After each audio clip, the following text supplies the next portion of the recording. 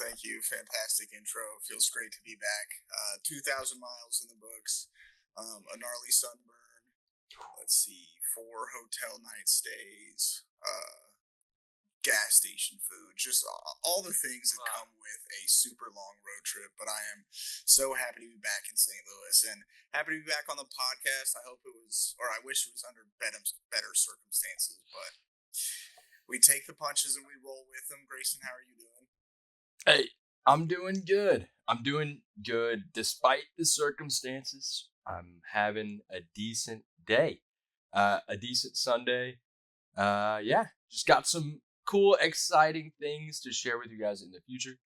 But for now, I got this sick AC Milan sweater that I thrifted in Chicago. So, oh my God, one of my favorite soccer items I own. So you're gonna be seeing it a lot on the podcast.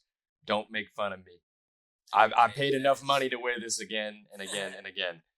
A rightful outfit repeater, Grayson Knight. I think we take pride in that over here on the City Boys. As it looks like Jacob and I are in uniform tonight, though, Grayson. Oh, yeah. I think you're going to be deducted.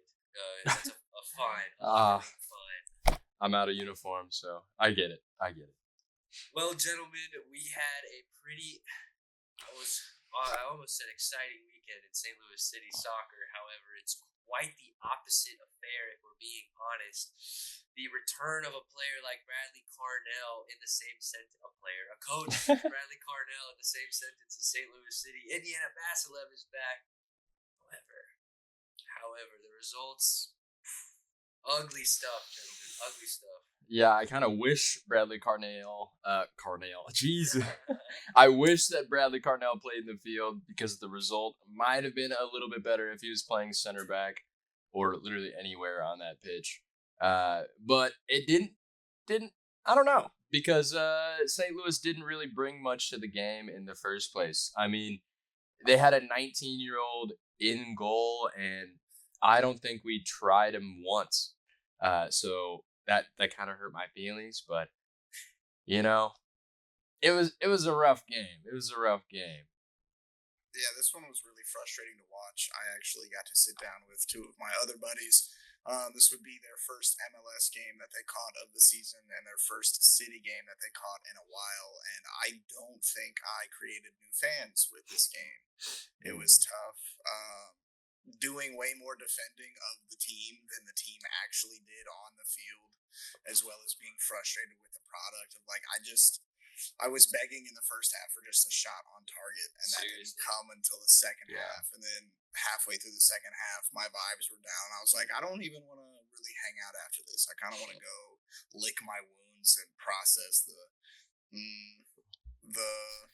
terrible picture that was on this 75-inch beautiful screen, but terrible picture.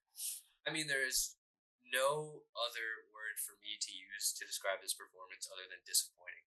There has so much quality on the field for St. Louis City, and we have yet to see it really all season. This is a game that has got me fired up for a few reasons, gentlemen. Well, I think we should just go ahead and get into it. I think Jacob is going to send us into our lineups this week. Yeah, lineups. We came out in a 3-4-3 on paper formation, but it was really 10 across the back line for a majority of the game, so take it with a grain of salt. Roman Berkey's still hurt, so we've got Ben Lunt between the sticks. Back three from left to right, Giannis Horn, King Kessler, and Kyle Hebert. Going across the midfield four, Conrad Vollum, Edu Loven, Chris Sturk, and Akil Watts. And then our front three was Simon Betcher, Cedric Toyshirt, Marcel Hartel. We did make all 5 subs in this match with Joachim Nielsen getting clock, João Klaus coming on, Celio Pompeo getting some clock, which was fantastic to see, Josh Yaro, which was a questionable substitution, and Alfredo Morales coming on as well. Leaving Tomas Ostrak, Timo Baumgartel, Joey Zielinski, and then the third string, but backup goalkeeper, Christian Edward Olivares. Quickly on, at least Baumgartel and Zielinski, I know for a fact those two played heavy roles in today's STL City 2 match. Starting roles, actually. And I talked about this with Tom Franklin in his STLSC player rankings earlier today, but where is Timo Baumgartl? Now we know. Missing from the City First team. I am just shocked at what is going on with a player that showed not only a lot of promise in preseason, but seemed to demonstrate the kind of quality that we want in our team. A very, very expensive player to be playing in the City too. Yeah, it's a tricky one. I hope it's just a working back into fitness, working back into form kind of thing. But at some point, we gotta realize that the manager just might not like his play compared to Kyle Hebert, compared to Giannis Horn. We hope that Timo Baumgartl was gonna bring an even more quality center back look to the field, but he's got to make it to the field so that we can actually see it. It depends on what we're looking for, given on the situation. But if we're 1-0 down and there's 20 minutes to go, in my opinion, Josh Yarrow is a very, very questionable personnel choice for the right back position. I mean, I saw Josh Yarrow in positions last night that I have never seen Josh Yarrow in before, running up that right line of the field. I was picking his head up to make a cross, nonetheless. I know. I was completely shocked. And then I'm going to harp just a little bit. That swing and a miss attempt at a clearance did not do his performance any favors. Yeah. I've seen a similar play in Division III college soccer here in the States, and that is nowhere near the level of the MLS, okay? So, yeah, we saw Joachim Nilsson pull that one off last season as well. I thought we had gotten it out of our system. At least, this one didn't end up as poorly as the Joachim Nilsson clearance. But, I mean, Yarrow just got really, really lucky there. But honestly, this game is not about the defense. This game is all about the offense. And the lack thereof. Yeah, exactly. What offense is there? No production so far, it seems like. What's so frustrating, because we know the quality that they can bring. I keep repeating myself. Marcel Hartel and Cedric Teuchert are two of the best attackers in the MLS. We sung their praises at the top of our lungs in the offseason, gentlemen, predicting MLS MVP quality for both of them. Yeah. And so far, just crickets, it seems like. Yeah, it's a rough start, and it's even worse when it seems that the best player you have off the ball right now is not starting. And honestly, it seems like that player is João Klaus. Just now that everyone is not scoring, just like João Klaus, it seems like João Klaus is bringing more to the table if no one's banging in goals. Yeah, it's really loud when he's the only one not scoring, but then the haters are nowhere to be found when the entire team isn't scoring. Yep, it seems like this team is definitely lacking chemistry in the front third of the field. Simon Betcher and Cedric Teuchert did not really offer anything as far as hold-up or link-up play in the first half and the second half. I did think that João Klaus and Celio Pompeu looked like an interesting strike partnership. And frankly, we've talked about this before, guys. If it ain't broke, don't fix it. Clearly something is broken in our attack, though. It needs playing around with. It needs tinkering. It needs... Maybe we should give João Klaus a start, even though he's not scoring, because we need to see different kind of looks for this attack right now.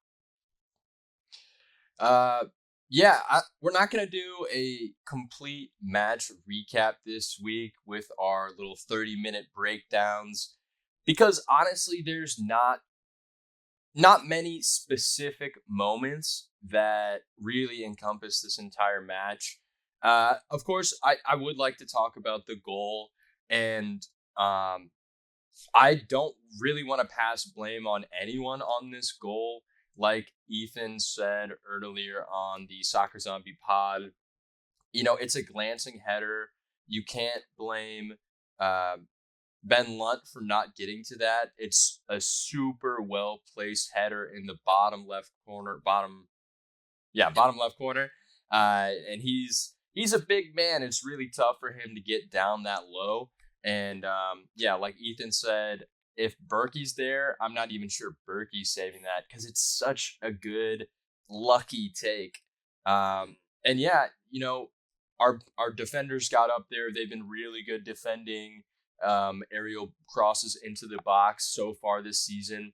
This is just the one that slipped through. And honestly, defensively, it's kind of unlucky that we didn't come away with a point here. If the defensive side, they've got to be frustrated that, they did decently enough to keep us in this game the entire time. Like, yes, our offense was terrible, but at any moment, if we got a goal, it's 1-1. Any moment. Very true. And within striking distance. Exactly. Right. And exactly. to put a bow on that corner goal for Philadelphia, well, unless Jacob wants to say anything, I don't want to cut him off from that. But that I think we just need to defend with a man on both posts. It's a very simple solution because that's a humongous goal despite the size of Ben Lunt. So Grayson, I am with you on that. I don't fault Lunt for that goal, but I do think he should have a man on that post.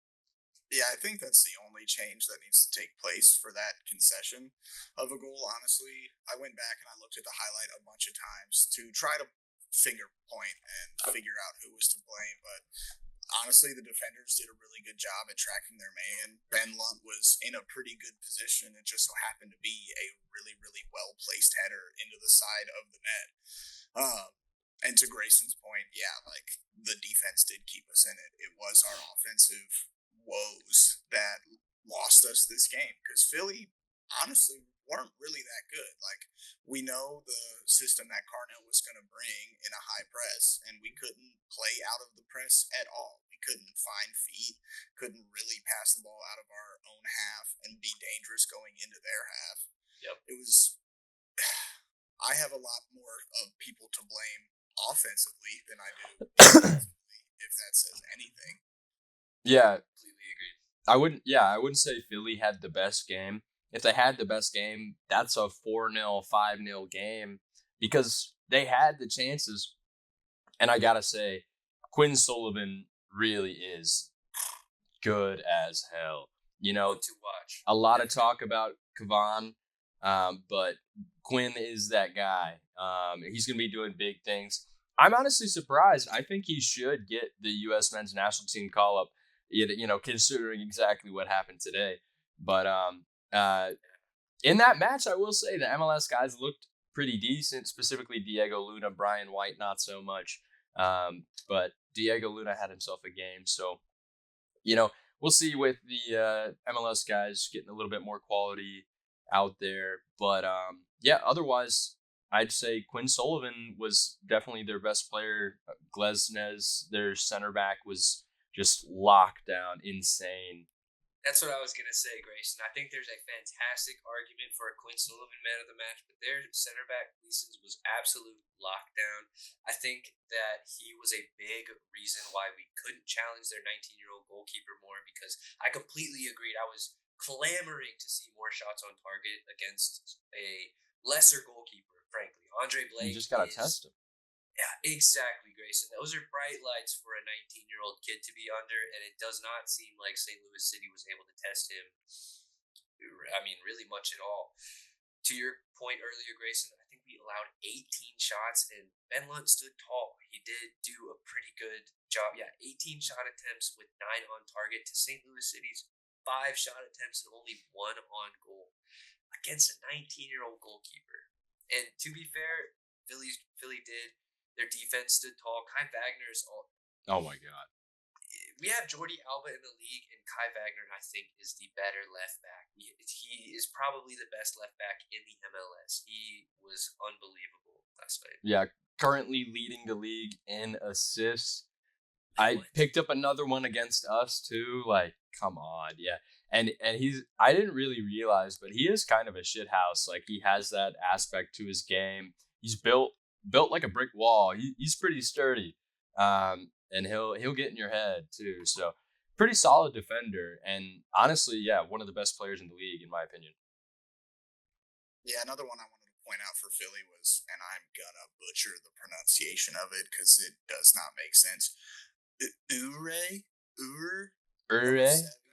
Oh my god, I hated him because he is so good at getting in the head of the defenders. Pest. He's just a pest. Yeah, He exactly. is in the starting 11 for MLS shithousery for sure. He's good. He's good. It was frustrating watching him perform so well against our team, but like you have to point out he did have a really good game and frustrated the hell out of a lot of our players. And 100%. fans. I was shocked to see was Kyle Hebert getting into it. He's a player that Yeah. generally stays composed. He doesn't have that fire about him, that aggression that you expect from a top level center back, but he generally doesn't get into it with other players. I don't see him going chest to chest much, and there he was with Ure. So that's a good sign that your striker is getting under the other person's skin.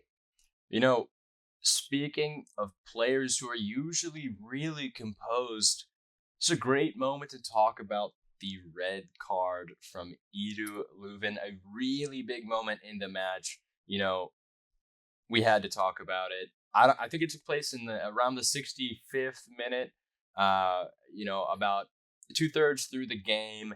And Leuven picked up an early yellow card for a pretty heavy challenge early on in the match. And then a foul called against Chris Durkin, I believe, leads to Leuven passing the ball away after the call. And this is the first time in the match the ref has mentioned anything about kicking the ball away. And yet, it's definitely a rule in the rule book. I say it almost every game I see. He kicked the ball away. That's a yellow every time. I say that every match. And I was so disappointed to see that from Leuven. And, at first I wanted to blame the ref. I want to blame the ref because that's so soft for a second yellow. Like, that's one of the softest second yellows I've ever seen. But by the rule book, it is what it is.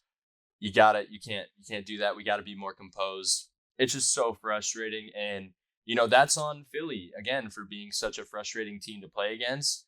But honestly, I think that's more frustration with just what's going on with this club in general right now. Just the pieces aren't clicking. What upset me the most about this as a soft second yellow is like go watch the replay. It's almost bang bang. Nice. What are you chowing on over there? Soup.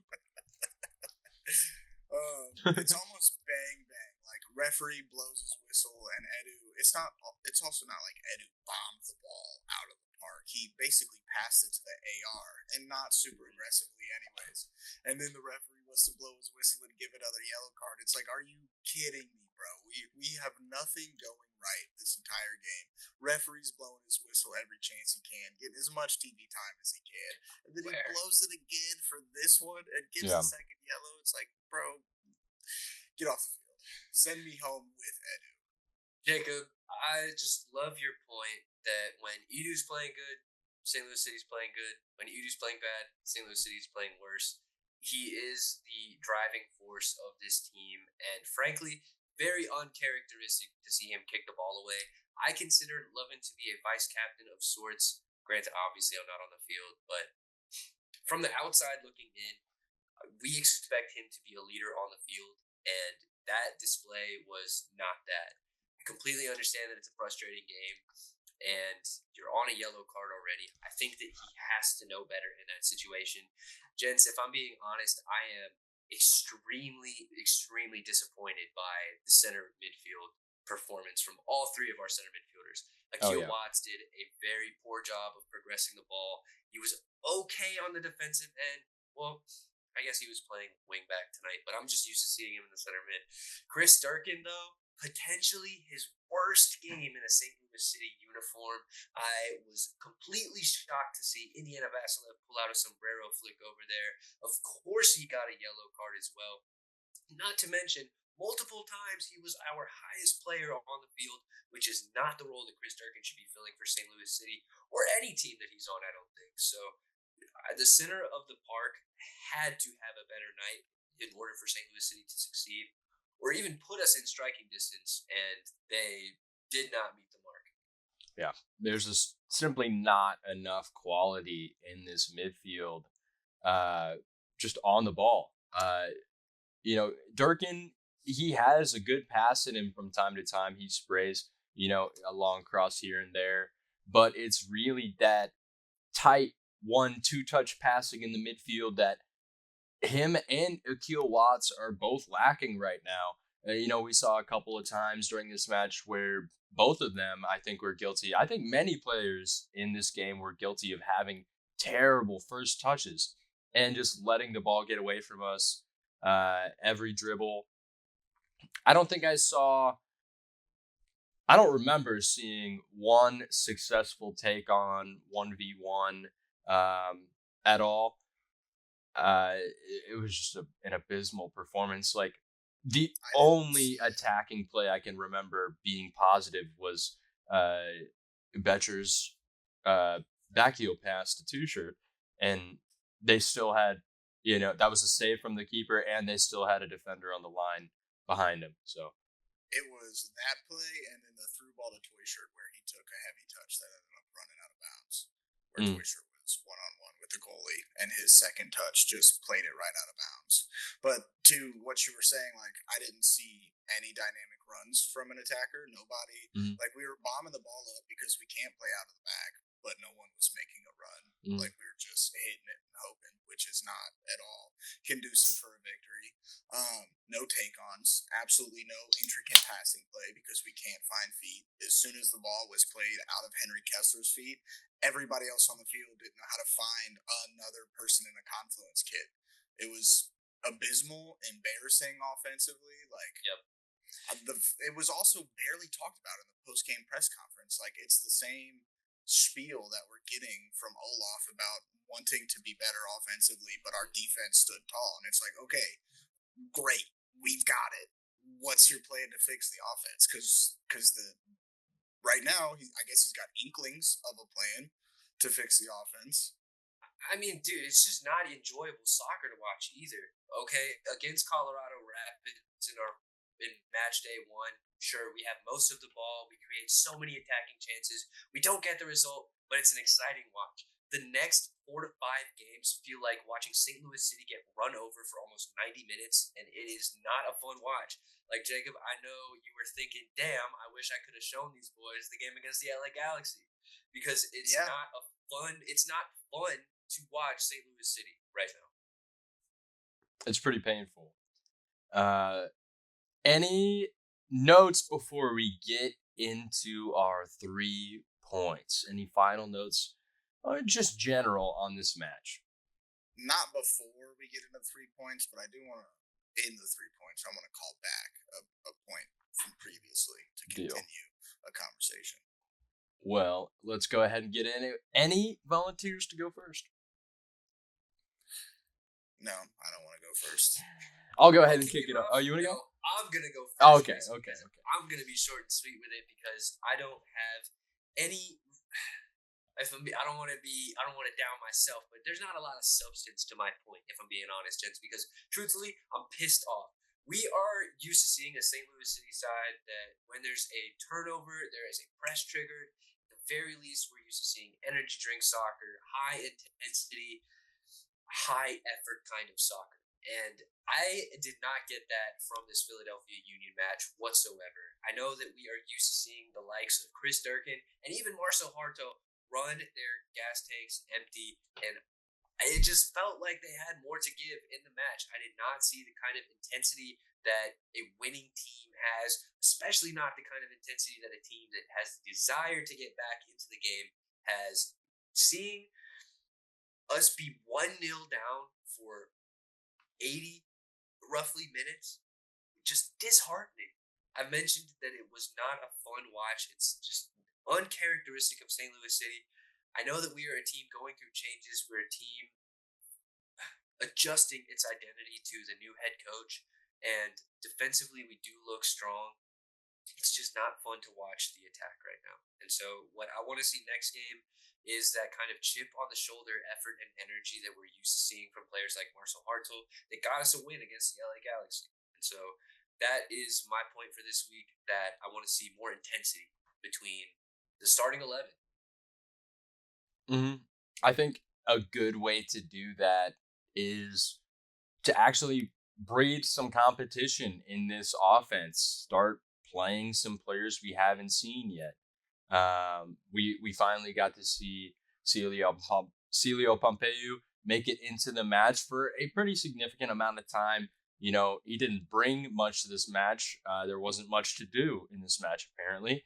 But, I'd like to see, some new faces out there. And hopefully, breeding that competition will bring some actual intensity and fight to this team again. A lot of people were saying how happy they were to see João Klaus confront Carnell after the game, because that's the only fire we saw out of this entire match. Like, ridiculous. I will go ahead and go into my point for this week. Last week, I called this game a heat check. And for a good reason, I felt like the general feeling around this club was pretty optimistic. And it seemed like we were trending upwards before this match.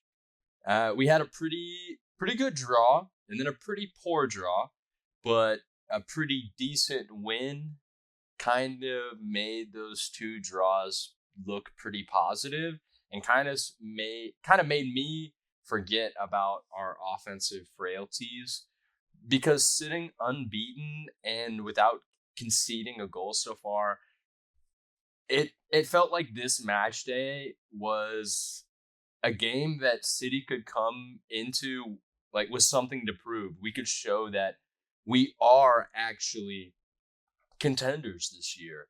We were sitting in third place at this time, and if we win this game, people are going to start looking at us a lot differently. But yeah, I mean, we're coming up against a weakened Philly, but this Philly side was still really, really good, and we just weren't up for it in the slightest. This game looked almost identical to the San Diego match, besides a lucky header. And I keep calling it lucky. It was a very, very good header. And I'd like to point out that it was almost the identical same lineup that we had against San Diego. The only change being Chris Durkin for Thomas Totland, who's currently injured. So other than, Akil Watts being in the right wingback position instead of the center mid, this is almost the exact same lineup we saw against San Diego that, once again, got dominated, couldn't create a thing, got stuck in the midfield, or mostly got stuck in the defense. We couldn't even make it to the midfield. Yeah, at least then we had Roman Berkey to help us play out of the back. Exactly. And I really never want to see this lineup run out again if this is what's going to happen every time. We couldn't possess the ball at all. Every single attack looked desperate, because who knows if that was going to be the last one, because we couldn't generate anything. So we elected to take a wild shot from 30 yards out instead of holding possession, keep controlling the ball or in their half, make them run off the ball, because they've been possessing it the entire game. We're the ones doing the running.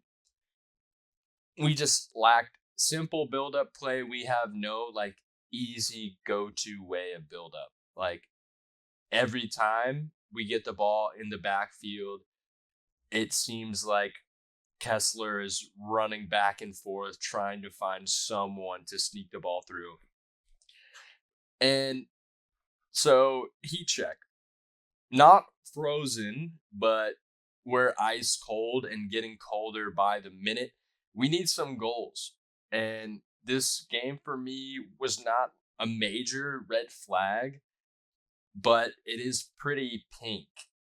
Just because I'd have to say more positives from the defense, but I want to pose a question for you guys. So obviously, I'm extremely frustrated with this lineup that seems to not not generate anything.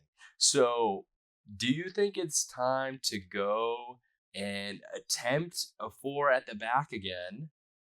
And if so, how would you do it? Hilarious that you pose this question because I actually part of my point is a solution, and it does have a formation. Oh, okay. Interesting. So you don't have to answer. We can let Ethan take it, and then you can just go into it. Okay. This is tough because generally I don't think our defense was poor last night. Actually, I think that our defense has taken pretty large steps since last season. I think that Giannis Horn playing centrally has increased the amount of headers that we win from crosses. I think that Kyle Hebert has been mostly solid, maybe not in 1v1 situations, but as a compliment to Henry Kessler, I think he's been better than last season. So personally, I like the stability that three center backs plus wing backs gives us, but if it's broke, fix it. And right now, I think we're looking at a broken St. Louis City team. So, Yeah. Jacob the Builder. Well, real quick, I was gonna say, Ethan, I really like your point because you're saying how much these individual defenders have improved. We've seen Kyle Hebert become better off the ball as a defender. He's a good lockdown defender. He can face someone up 1v1 and usually come out on top. So that's why I think it's possible for us to reattempt the four at the back because we have seen so much improvement back there that we can afford to push one player up further into the attack. But who would you keep at center back with Henry Kessler, Giannis or Kyle? That's tricky. I would keep Kyle for this next game, and then I think Giannis has to. Oh wait, shoot, no. I think we got to keep Horn. Yeah, personally, I would keep Giannis and Henry Kessler in at the center back position if we're going to four at the back. However, I would prefer five. I'd keep Giannis for now, and I think Kyle Hebert is a fantastic substitution center back. Like we saw with Josh Yarrow this week. If we do have the need to freshen up the feet at the back, then Kyle Hebert's one of the best to come off the bench.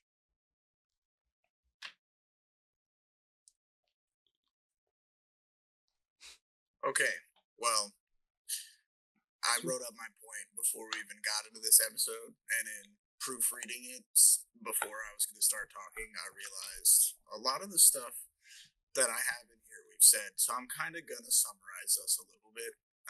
But my point this week is that the honeymoon phase is over. This is our very first loss and very first goal conceded under the new regime, and like earlier in this year, I think you learn a lot more from a loss than you do a tie that looks like a loss. So going back to San Diego, we've all seen clear as day our issues with scoring. Before we get there, we're not good at playing out of the back.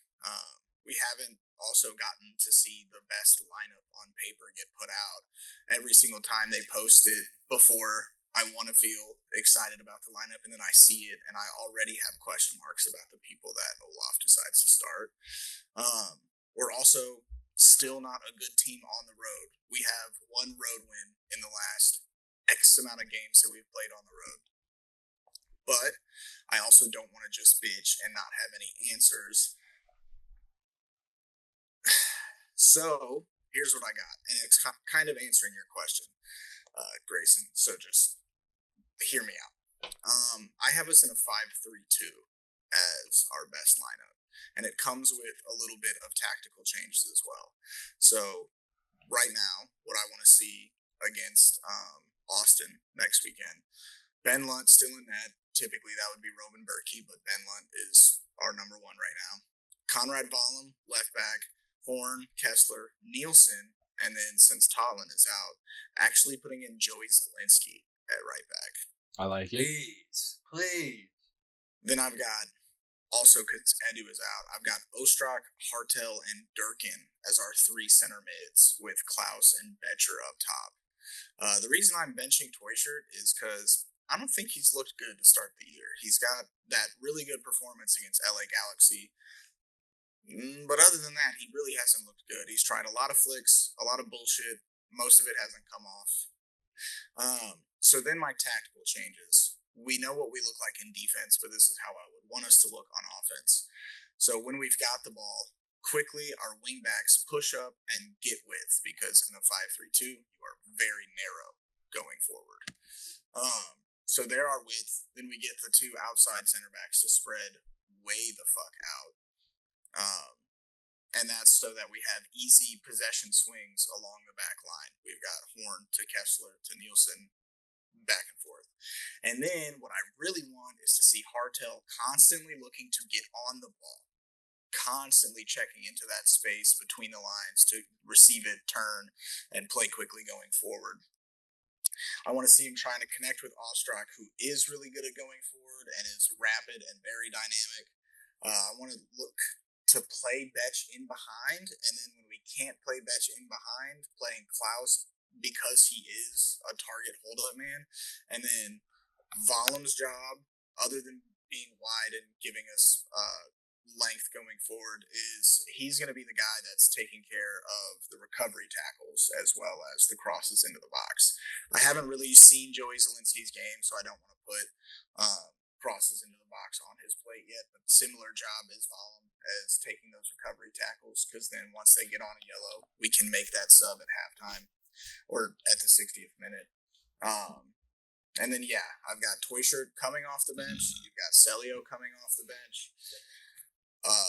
I sort of disagreed with your statement earlier, Ethan, on the Soccer Zombie pod. I think Alfredo does give us stability coming off the bench. He's not very flashy, but at least he's just like, I don't know. I don't think his pulse ever gets over 90 beats per minute, even in a full sprint. He's very smooth. Just chill. So him coming into the midfield, I think Durkin is an easy quick sub out of there, depending on what we need. Ostrak as well.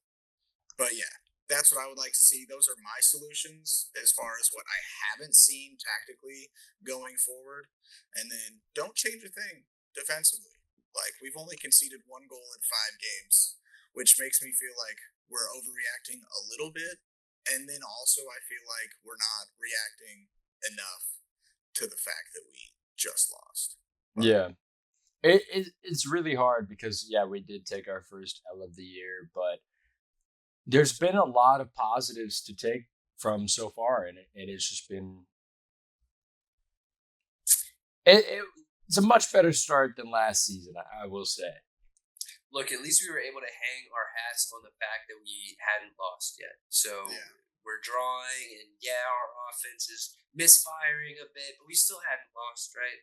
Now our offense is misfiring, and we're losing games. So we are conceding goals, we're losing, and I said this to Tom, our defense wins championships, offense wins games. You have got to score more in the game than your opponent, and St. Louis has not been able to more than once so far this season. Yeah. You can't contend for a championship if you don't win games. So I will say, Jacob, I like your lineup for a couple of reasons. I really want to see Ostrich in this starting 11 over Akil Watts. We've seen Ostrich last season try to fill in for Edu Leuven, and it didn't go super well. Didn't go ideally, but he at least brings creativity and better quality on the ball than two out of 3 of the midfielders we saw this week. So, although I'd rather see him paired up with Leuven, with the suspension, we're gonna have to see Ostrich probably take over a little bit more creativity, and we're really going to have to see how Hartzell can bring this midfield together. Something that I don't think we've discussed, gentlemen. How do we want to see the shoes of Edu Lovin filled in? Will we see Thomas Ostrak starting a game?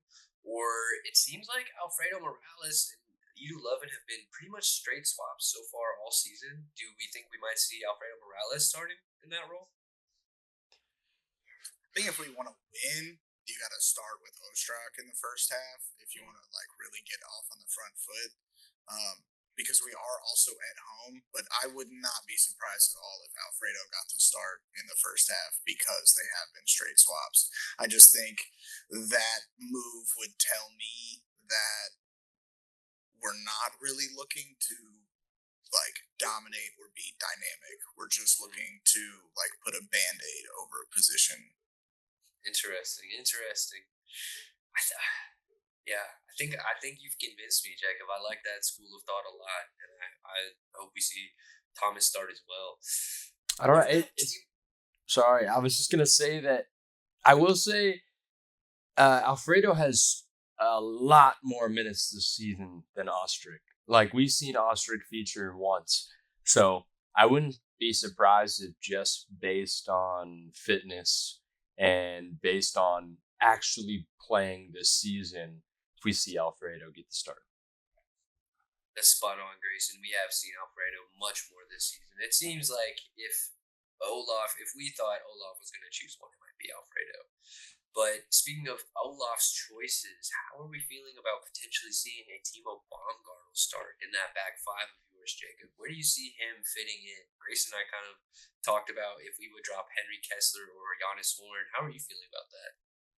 In building it, I was torn between starting Nielsen or Timo, but just strictly based on like chemistry of center backs because Timo hasn't played a lot with our center backs and Nielsen is healthy and has had those minutes with Kessler, not necessarily Zelensky, who I've got him standing next to in the lineup, but just in that back three as well as those midfielders, I've got Nielsen starting. I don't know. I haven't been convinced by Timo's play in preseason or in the one appearance that I saw him have. I was going to say all like 10 minutes that we got to see of him. Yeah. I'm a little upset that he hasn't played, but I mean, I'm not in the clubhouse every day. I don't know exactly why, but there's got to be a reason.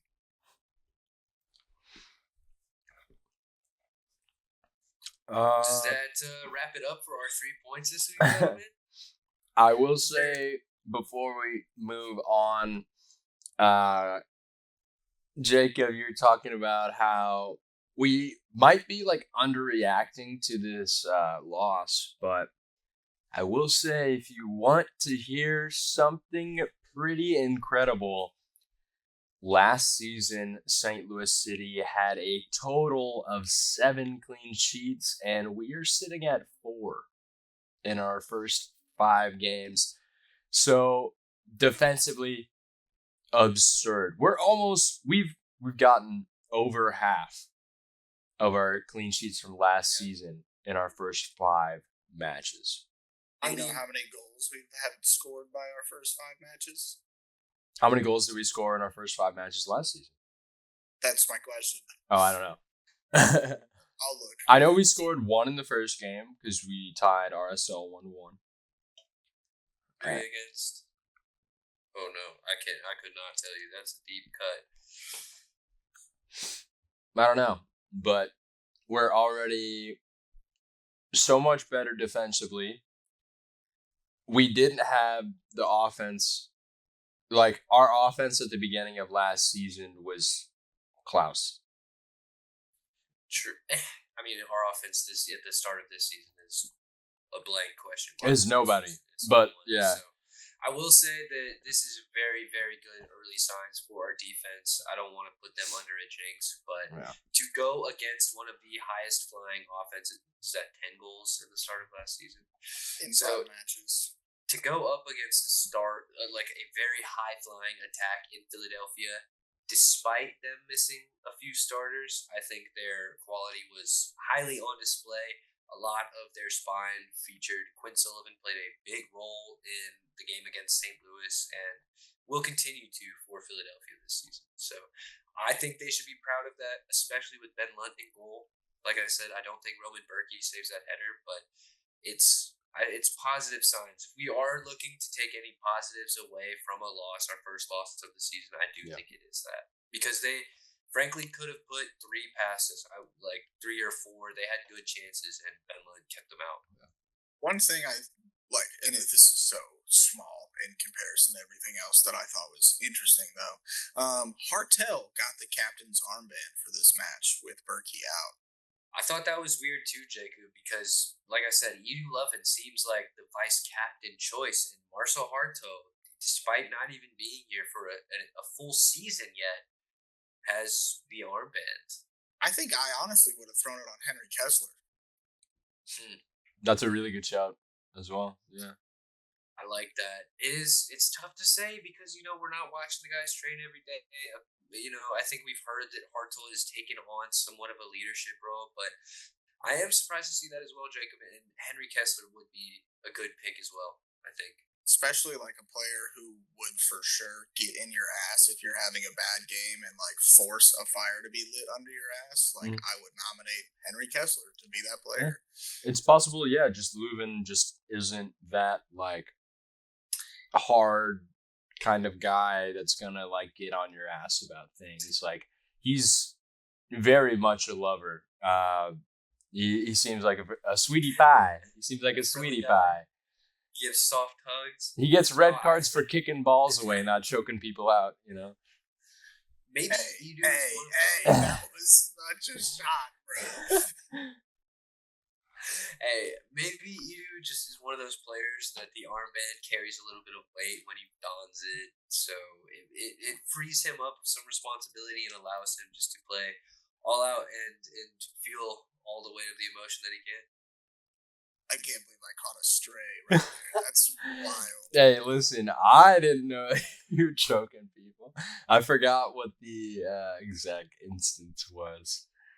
Did you?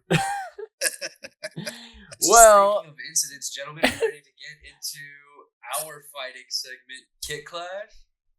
Yes, sir. It is that time. We're back for another Kit Clash rating. This week we got the Philadelphia Union home kit. It's pretty nice, except for the glaring bimbo. What? What did you call me? What? Like, what brand is that? They're a bread company, aren't they? Someone's gonna know definitely who they are, but I'm pretty sure they're a bread company. Get that bread? Honestly, the logo design isn't like the ad. It looks pretty. It looks like it fits the kit very well. I do like this kit actually. I do like. I knew you would love this kit, Grayson, for a few reasons. They got the Central crest on there. Big Central Crest fan. The gold colors, the patterns, and then like the bright blue accents on the sides that almost look like they're wearing an undershirt that's like just a way different color. I think it looks really good. Surprisingly, like you wouldn't think throwing in like a bright baby blue color in this kit would work, but it does. I really like this kit. I'm gonna go ahead and rate it an 8.7. 8.7. Okay. Damn. I think there's a lot of really, really nice jerseys that come out of Philadelphia. They have some really, really historic sports teams that also don. Yeah, the Kelly Green Eagles jersey comes to mind as one of the greats. And the Flyers, honestly, great colors with the orange and white there. The Penguin, it's not Philly. Yeah, no, that's Pittsburgh, brother. Other side. They're gonna kill me for that. I do rate this kit. I think it's dope that the center design going down the center is supposed to be like snake scales because the snake is part of their emblem. I do really rate this kid. And honestly, I thought Indiana Vassiliev looked really, really cool in it. So I'm Weird. gonna rate this kid pretty highly as well. I think I'm even go higher than you, Grayson. I'm gonna give this one a flat 9. Respectable. Wow. Respectable. Hearing Jacob like a kid just almost doesn't sit right with me. Yeah. I'm It looks glad good. though. I'm glad. It is class, and I love all these same elements you mentioned. I didn't even realize that those were supposed to be snake scales, so that is a actually extremely cool touch. Yeah. I do love the gold accents on here. I think the gold is an underrated jersey color and one that we don't see too much anymore. So I do appreciate that. And the navy actually works really well. Guys, I do like this kit a lot. I'm gonna go for. I think I might have rated the LA Galaxy jersey this as well, but it's on the same class in my opinion. An 8.8 for the Philadelphia Union home kit, which I think is very generous for me. I am generally not a fan of the central crest and logo, so I think that Philadelphia actually pulled it off extremely well on this jersey. Very, trying to very think. highly rated Kate this week. Gold. I think LAFC is the only other team I can think of with gold. RSL might have like gold accents, but I don't think it's like built into their club's identity though. It's nice. It reminds me of some of those classics 2000s Juventus jerseys where it's just the gold color is very prominent. Looks great. Dig it. I dig it. Pretty deep cut there. Yeah. Classic 2000 Juventus jerseys. All right, bro.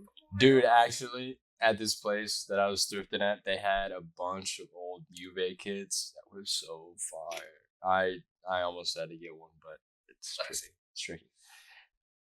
Time to move on. Let's go ahead and get into our match preview for this week. We are I guess next week, we are coming up against the green team. We're coming up against AustinFC, who actually just played today on Sunday, and they won their match 2-1. 2-1. 2-1. Yep. 2-1. Preventing San Diego from catching our record and being undefeated through their first 5. Thank you, Austin. Austin FC. Thank you, Austin. Thank you. They were a part of us breaking a record a couple of years ago. Oh, yeah, they were. So thank you, Austin. Thank you, Kip Keller, for handing us our first goal. What a guy. Shout out to St. Louis boy. We will never forget, man.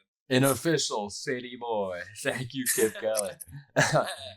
I will say another positive for Austin. They got Brandon Vasquez with his first goal of the season, finally breaking that drought that he had just to start the year in new MLS colors. He was heavily linked with going to San Jose before ending up in the Verde.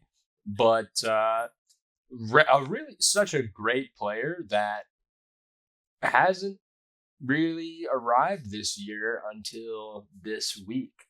So, do you think that Austin FC's best player is going to be Brandon Vasquez next week?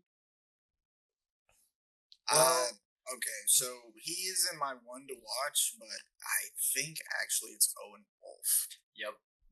I was going to say, Jacob, I think that Owen Wolf is probably their string puller right now. And in my opinion, Osman Bakari is still a little more fun to watch on the ball. I did see Brandon Vasquez hit the post in a free kick. I think that was last week. Ooh. But in my opinion, he is best suited in the run of play. And for him to get his first goal in 5 matches is not a great record. Granted, this is coming from a podcast where we rate João Klaus, who hasn't scored since almost May or June of last almost the year. entire year. Oh my god! We may be being harsh here, but Brandon Vasquez is a good striker. I will say I would happily straight swap Klaus for Vasquez. I wouldn't be happy about it, but I'd probably do it. Damn, I think, Jacob, I think that might be a great debate. Ooh, I don't know if I would or not, man. I love Klaus. Ever since he reposted your clip from Christmas, I love Klaus. And also, I'd ship him in green colors for Brandon Vasquez in a second, bro. Brutal. Couple other things, though, to add for AustinFC. They are sitting in second place in the West right now. And an unconvincing second place as well. Completely. So Yeah. they opened the season with a 1-0 win over Sporting Kansas City. Boo. Then a 1-0 loss to Portland. Boo. Boo. And then lost 1-0 again to Colorado. Boo. Then they beat LAFC. I also think 1-0. Yep. And A then 1-0 victory. they just won this last week, 2-1 against San Diego. And all the goals were scored in the first half. They have not played a game this season with a larger than 1 goal margin of victory for any team. So, I don't want to say boring, all right, but boring. like probably not who I would pick to watch if St. Louis City is not playing. I do think that this is a good matchup for where City is at right now, because Austin's kind of in the same boat. They haven't put all the pieces together yet. Neither have we. Their best players aren't shining bright right now. Neither are ours. Yeah. This game truly is a toss-up for me. So early easy prediction is City wins 2-1, continuing the 1 goal deficit game that Austin FC seems to be bringing to the table. We've also already conceded a goal, so no need to stay on the clean sheet train, in my opinion. And then, crazy shout here. I've got Klaus scoring and Klaus assisting in this match. I want him to continue that fire he had with Carnell at the end of the match, put it into the entirety of this match. Shush the haters, bag a goal, bag an assist, dunk on somebody. All of the things we love to watch Klaus do, and then trade him for Brandon Vasquez, right? Just swap their contracts out. Just cash trade as soon as he gets off the field. I don't know how much money we have available, but low-key, Brandon Vasquez might be out of our budget. Like, really? They paid $10 million for him. We've got Gam. We got some Gam in that Jean-Claude's contract. It might be an appealing offer, but yeah, he might be out of our budget.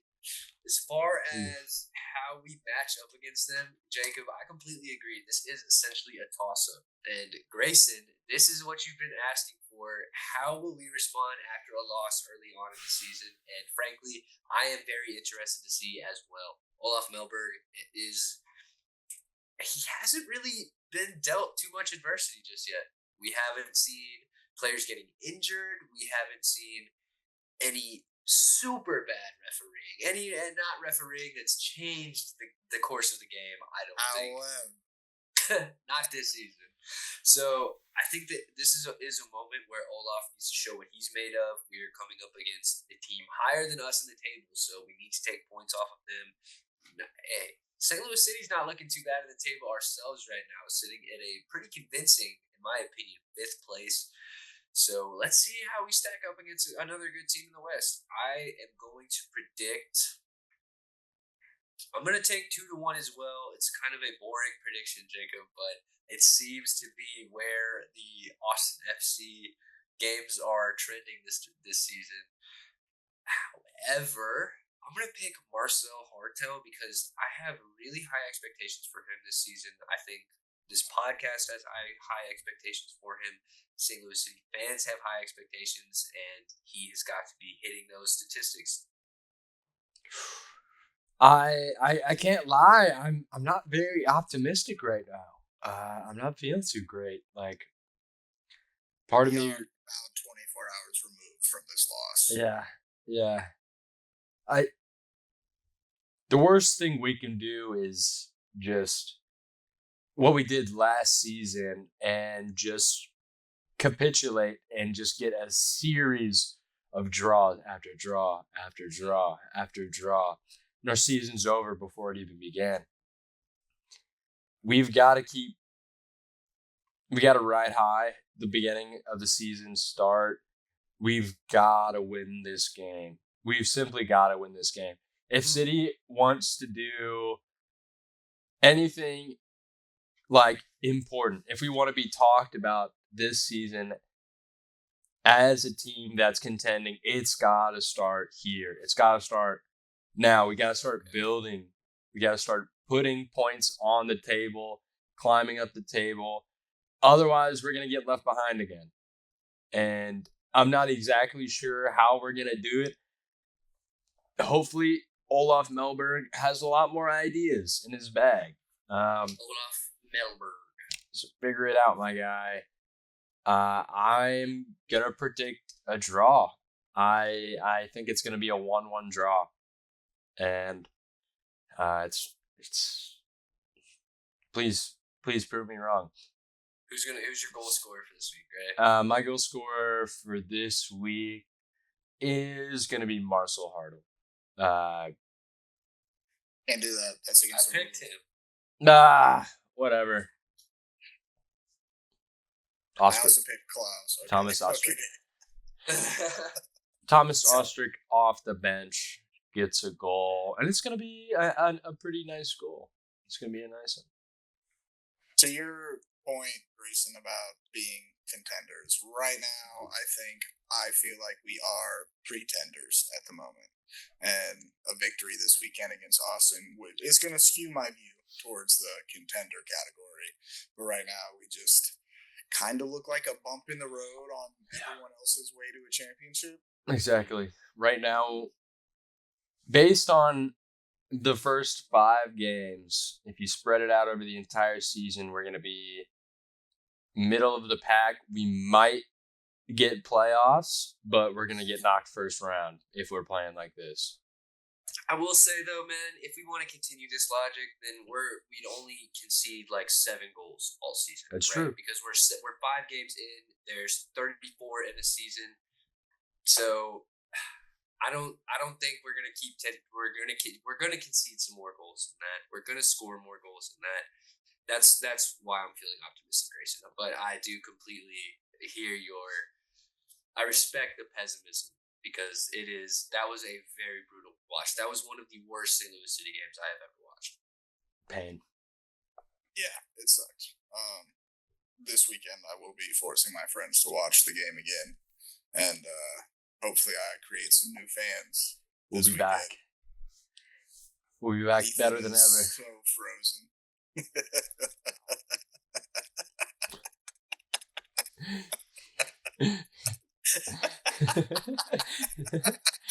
I don't know what you're talking about. He looks great. He's making that same face I would make when our Sporting St. Louis head coaches would talk to us at practice. Yep. I just texted us my Zoom pros. Well, oh, he's back. He's back. Oh my God. That's crazy that happened. I'm out of focus. Surprisingly, pretty fast. That's pretty funny. That's so weird. Yeah, we had some good banter about your frozen face. It was awesome. It's pretty funny. Well, boys, any grab bag, any final notes on this match before we call it a night? Oh, yeah. Whoever is thinking that we need to find a new broadcaster than Joey Zanaboni, rocks. Go find a new team to root for, bro. If you're going to be mad about Joey Zanaboni after this game, get a life. Touch grass. Go get a job. All of these, shut up. Just shut up. Yeah, that's an ice cold take. This is not the podcast that is going to agree with you on that note. Joey Zanaboni, we are fortunate to have such an electric call in the booth, and if that's what you're worried about post City loss, then I think you have got the wrong game in mind. It's the product on the field that is the problem, and what you should be frustrated with. I think if I had to add anything else into this game, it's that I'm glad it's one that I did not watch live. One of the only times that's happened since St. Louis City has existed And maybe I'm part of the problem, gents. I'll take a little bit of blame if necessary. I'm really excited though. If you can get out to the Austin FC game, do that. You can go straight to the St. Louis City 2 game after, which is an experience I recommend to any City fan, diehard or casual. It's going to be an awesome weekend. Podcast, I would have recommended not watching the replay of this match. So bad. Save yourself the 90 minutes of frustration and move on with your life. We get to do it all again next week. Let's go. Well, Ripping outro. Let's go ahead and call it. Yeah. I don't know. I don't remember which one of you did it last week. I think it was you, Ethan. I don't remember.